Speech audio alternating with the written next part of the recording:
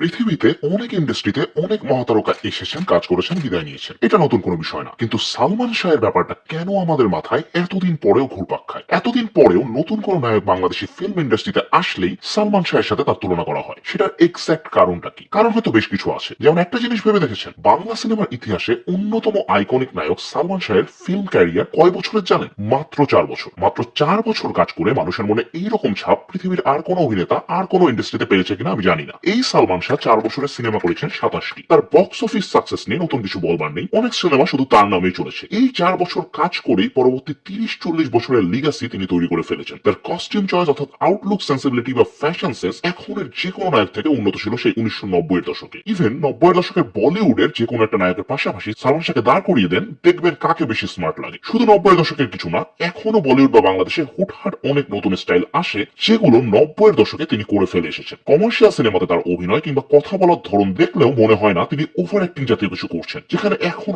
অনেক বিখ্যাত নায়ক ঠিকঠাক ন্যাকামি ছাড়া কথাই বলতে পারে না। বলা হয় বাংলা কমার্শিয়াল সিনেমাকে তিনি যে উচ্চতায় নিয়ে গিয়েছিলেন, তার মৃত্যুর পর বাংলা কমার্শিয়াল সিনেমা ঠিক ততটাই নিচে নেমে গিয়েছিল। চলুন কথা বলা যাক বাংলার এই মহানায়ক সালমান শাহের ক্যারিয়ারটা নিয়ে। খুঁটিয়ে দেখা যাক একজন মহানায়ক হওয়ার পেছনের গল্পটা। সালমান শাহের সিনেমায় অভিষেক 1993 সালে হলেও তার মিডিয়া ক্যারিয়ার 80 এর দশকে শুরু হয়েছিল। যথেষ্ট পরিমাণ সুদর্শন এবং ফ্যাশন সেন্স ভালো থাকায় মডেল হিসেবে ক্যারিয়ার শুরু করেছিলেন তিনি। তার সাথে তিনি ছায়ানটে পল্লী গীতেও শিক্ষা নিয়েছেন। তিনি বেশ ভালো গান গাইতেন। এই গানের শিক্ষা পুরোপুরি বিফলে যায়নি। বিখ্যাত নায়ক হবার পর প্রেম যুদ্ধ এবং ঋণ শোধ নামক দুই সিনেমাতে প্লেব্যাক সিঙ্গার হিসেবেও তিনি কাজ করেছেন। যাই হোক, তার মডেলিং জীবনে ফিরে যায়। হানিফ সংকেত ইত্যাদি দিয়ে পুরো বাংলাদেশে বিখ্যাত হবার আগে আরো বেশ কিছু অনুষ্ঠান বিটিভিতে তৈরি করেছেন। সেরকম একটা অনুষ্ঠানের নাম ছিল কথার কথা। ইত্যাদির মতো এইখানেও হানিফ সংকেত কিছু মিউজিক ভিডিও বা আলাদা স্কেচ টাইপ জিনিস রাখতেন, যেগুলো এই অনুষ্ঠানের জন্যই এক্সক্লুসিভ ছিল। তেমনই একটি মিউজিক ভিডিও তিনি তৈরি করেছিলেন যার নামটি ছিল তার অপূর্ব। হানিফ সংকেতের সহজের স্টাইল যেটা ছিল যে বিনোদনের সাথে সোশ্যাল মেসেজ কম্বাইন করে দিতেন সবসময়। এই গানটাও হানিফ সংকেত নিজেই গেয়েছিলেন। মিউজিক ভিডিওর মূল বক্তব্য ছিল একজন হাসি খুশি ধরনের ছেলে কিভাবে নেশার জগতে পড়ে ধ্বংসের পথে পা দিয়ে দেয়। এই গানের মেইন ক্যারেক্টারে অভিনয় করেছিলেন সালমান শাহ। তবে তখনও তিনি সালমান শাহ নাম দিয়ে কাজ শুরু করেননি। তার অফিসিয়াল নাম চৌধুরী মোহাম্মদ শাহরিয়ার ইমন থেকে শুধু ইমন নামটা ব্যবহার করতেন তিনি মিডিয়াতে। এই মিউজিক ভিডিওটা বের হওয়ার পর মানুষজন সালমান শাহকে ভালো রকম পছন্দই করেছিল, কিন্তু এরপর তিনি কোনো কারণে টিভিতে নিয়মিত হতে পারেননি বা চাননি। হয়তো সিনেমার দিকে মনোযোগ ছিল কিংবা মডেলিং এ ব্যস্ত হয়ে পড়েছিলেন। ধীরে ধীরে মানুষ ভুলে গেল এই মিউজিক ভিডিওর ইমনের কথা। তার বেশ কয়েক বছর পর 1989 সালে পাথর সময় নামক একটি নাটকে ছোট চরিত্রে অভিনয় করেছিলেন তিনি। তখন তিনি মোটামুটি কয়েকটি বিজ্ঞাপনে অভিনয় করেছিলেন। তবে ওইভাবে ব্রেকআউট সাকসেস যেটাকে বলে সেটা দেখা তখনও তিনি পাননি। তার প্রথম ব্রেকআউট সাকসেস আসে তার প্রথম সিনেমা দিয়েই। প্রথম সিনেমাতে কাজ করার গল্পটাও ইন্টারেস্টিং। সেটা একটু ঘটা করে বলা যাক। 1988 সালে বলিউডে একটি সিনেমা মুক্তি পায়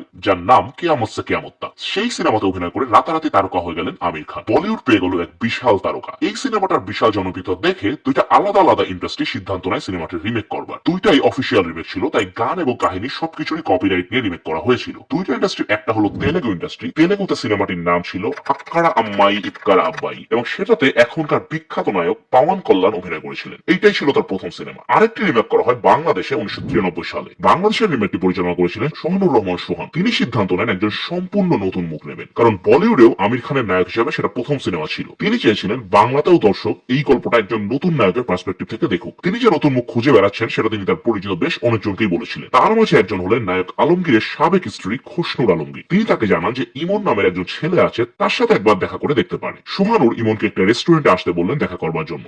সেখানেই প্রথম দর্শনে তিনি ঠিক করে ফেলেছিলেন এই ছেলেকেই তিনি এই সিনেমার নায়ক বানাবেন। এই সিনেমার সময়ে তার নাম ইমন বদলে সালমান শাহ রাখা হয়। তারপর আর কি, কিয়ামত থেকে কিয়ামত মুক্তি পায় আর আমির খানের মতো সালমান শাহ একদম রাতারাতি তারকা বনে যান। আপনি আর আমার বাবা যা খুশি করতে পারেন, কিন্তু আমার আর রেশমির পথে কাটা হতে পারবেন না, কিছুতেই না।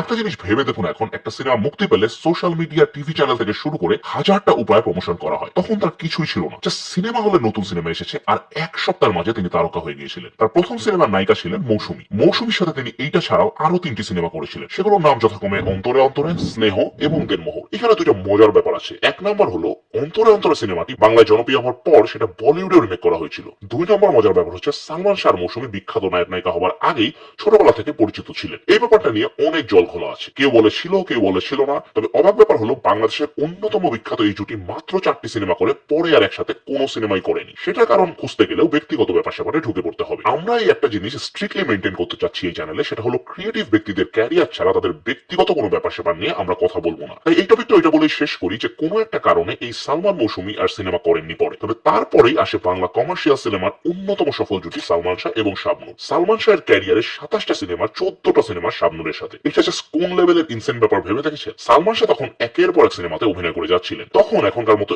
এত কম শিফটে কাজ হতো না। 8 ঘন্টার শিফট এমনও হয়েছে একদিনে টানা 3 শিফটেও কাজ করেছেন লোকজন। 3 সিনেমা 3টা শুট একদিনে আলাদা আলাদা টাইমে হয়েছে, এমন ঘটনা তখন ছিল খুব অহরহ। সেই রকম ব্যস্ততার মাঝেই সালমান শাহ ক্যারিয়ারে 4 বছরে অভিনয় করে ফেলেছিলেন প্রায় 27টি সিনেমাতে। তার ক্যারিয়ারের চতুর্থ বর্ষে ঘটে বসে এই ঘটনাটি। 1996 সালের শেষের দিকের কথা। সালমান শাহ নায়ক হিসেবে এমন একটি উচ্চতায় পৌঁছেছেন যেখানে এর আগে হাতে গোনা কয়েকজন নায়ক পৌঁছেছেন বাংলাদেশে। একসাথে 5টি সিনেমার কাজ চলছে তখন। কিছু সিনেমার শুটিং মাঝপথে আছে, কিছু সিনেমার ডাবিং চলছে, আবার কিছু সিনেমার শুটিং প্রায় শেষের দিকে। ঠিক তখনই বাংলার মানুষ জানতে পারলো সালমান শাহ আর নেই, তিনি মৃত্যুবরণ করেছেন। তার মৃত্যু নিয়ে অনেকেই অনেক কথা বলেছেন। আত্মহত্যা নাকি হত্যাকাণ্ড, এই বিষয়ে তখন থেকে এখন পর্যন্ত গুজবের কোনো শেষ হয়নি। গুজব নিয়ে আলোচনার ফায়দা নেই কোনো। মেইন কথা হচ্ছে মাত্র 4 বছরেই মহাতারকার ক্যারিয়ার শেষ হয়ে গিয়েছে। তবে তার এই 4 বছরের ক্যারিয়ার অন্য অনেক নায়কের 20 থেকে 40 বছরের ক্যারিয়ার থেকেও বেশি শক্তিশালী ছিল। সেটা কেন ছিল সেটাই দেখা যাক এখন। এই প্রশ্নের আসলে এক লাইনে উত্তর দেওয়া কঠিন। সালমান শাহের এমন অনেকগুলো গুণাবলী ছিল যেগুলো তাকে একজন কমপ্লিট প্যাকেজ বানিয়েছিল। প্রথমত, অনেক নায়কই তখন তেমন শিক্ষিত ছিল না। অভিনেতারা শিক্ষা বিষয়টাকে জরুরি মনে করতেন না একদমই। সেদিক থেকে তিনি বেশ আলাদা ছিলেন। অনার্স শেষ করে তারপর তিনি মডেলিং এ ঢুকেছিলেন। শিক্ষা ছাড়াও আরেকটা বড় বিষয় যেটা খুব জরুরি ছিল সেটা ছিল স্মার্টনেস। স্মার্ট বলতে আপাত দৃষ্টিতে যেটা প্রথমে মাথায় আসে যে সুন্দর সুন্দর জামা কাপড় পরে ফিটফাট একটা চেহারা, আসলে স্মার্টনেস কিন্তু সেটা না। এখন অনেক নায়িকা আছে ফিটফাট ধরনের জামা কাপড় পরে ফ্রেমে চলে আসে, কিন্তু মুখটা খুললেই মনে হয় দৌড়াই পালায়। সালমান শাহের মাঝে সেই ইনার স্মার্টনেস ছিল। তিনি একদম সেই বিউটি উইথ ব্রেন যেটাকে বলে। তিনি সিনেমাতে আসার আগেই ব্যাপক সিনেমা ফ্রিক ছিলেন। প্রচুর পরিমাণে ইন্টারন্যাশনাল সিনেমা তিনি দেখেছেন সেই 70-80 দশকেই। তাছাড়াও তখনকার আন্তর্জাতিক মিডিয়াতে ফ্যাশনের ধরন কি ছিল সেটা তিনি ভালো রকমই খোঁজ খবর রাখতেন। আপনারা এক কাজ করুন, তখনকার সময় যেসব বিখ্যাত নায়ক ছিলেন যেমন ওমর সানি, রিয়াজ কিংবা আমির খান, তাদের ড্রেস আপ সেন্সটা দেখেন আর সালমান শাহটা দেখেন। Salman Shah just way ahead of time ছিলেন। তিনি 1990 সালে 2024-এর অনেক নায়কদের থেকে ভালো আউটলুক ব্যবহার করেছেন। শুধু তাই না, তার মাঝে আরেকটা গুণ ছিল যেটা আমি বলিউডের অনেক নায়কের মাঝেও দেখিনি প্রথম দিকে। সেটা হলো কমার্শিয়াল অভিনয়ের সঠিক মাত্রাটা ধরা। কমার্শিয়াল অভিনয় হলে বেশিরভাগ অভিনেতা মনে করেন নর্মাল মাত্রা থেকে অনেক উপরে অভিনয় করতে হবে, সেখানে স্বাভাবিক কোল্ড অভিনয় করলে হবে না। সালমান শাহ সেটাকে পুরোপুরি ভুল প্রমাণিত করে ফুল কমার্শিয়াল সিনেমাতে কাজ করেছেন। তার অভিনয় সেই অতিরিক্ত মেকি ফ্লেভারটা একদমই ছিল না। আপনি কি এই দোকানের মালিক? মালিক বলুন, কর্মচারী বলুন, এই মুহূর্তে আমি সব। বলুন আপনার জন্য কি করতে পারি?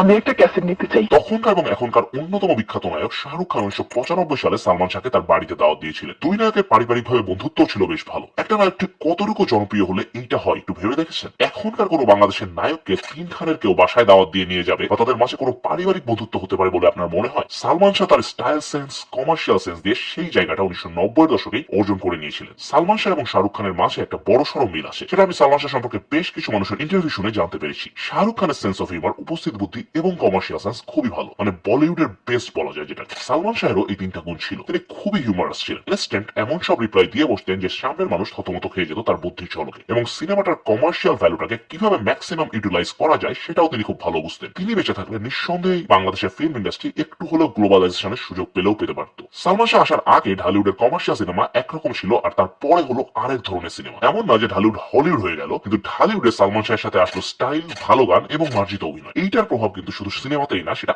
আরো অনেক বিস্তৃত। ব্যাপারটা বুঝিয়ে বলি। তখনকার গণমানুষের জন্য ভিজুয়াল বিনোদনের মাধ্যম ছিল মাত্র 2টা, নাটক আর সিনেমা। এইখানে তারা যে ধরনের সংলাপ শুনে, যে ধরনের কাজকর্ম করতে দেখে কিংবা যে ধরনের পোশাক দেখে, গণমানুষ সেটাই অনুকরণ করার চেষ্টা করে। সালমান শাহের এই ইন্ডাস্ট্রিতে পা রাখার কারণে বলতে পারেন পুরো আপামর জনতায় স্টাইলের দিক থেকে কয়েক যুগে এগিয়ে গিয়েছিল। তারা কন্টেম্পোরারি ইন্টারন্যাশনাল স্টাইল সম্পর্কে আইডিয়া পেয়েছিল সালমান শাহের কাছ থেকে। মার্জিত কিন্তু অতিশয় কুল চালচলন শিখেছে সালমান শাহের কাছ থেকে তারা। এটা বেশ গুরুত্বপূর্ণ একটা বিষয়। একটা কথা খুবই সত্যি একটা জিনিস, সেটা হলো সালমান শাহ যেমন ঢালিউডকে 20 বছর সামনে ঠেলে দিয়েছিলেন, সালমান শাহ মারা যাওয়ার পর সেটা 20 বছর পিছনেও চলে গিয়েছিল। তার মৃত্যুর পর ঢালিউডে এসেছিল এক ভয়ানক কালো অধ্যায়। সেই ভয়ানক অধ্যায়ের কথাও বলা যাবে ভবিষ্যতের কোনো এক ভিডিওতে। বিস্তারিত কথা হবে কিভাবে ধ্বংসের ঠিক শেষ সীমানায় চলে গিয়েছিল বাংলাদেশের কমার্শিয়াল সিনেমা, সেটা নিয়ে। আজকের ভিডিও এই পর্যন্তই। যদি ভিডিওটি আপনাদের ভালো লেগে থাকে তাহলে প্লিজ এতে লাইক দিন এবং সাবস্ক্রাইব করুন আমাদের চ্যানেল। সবাই ভালো থাকুন।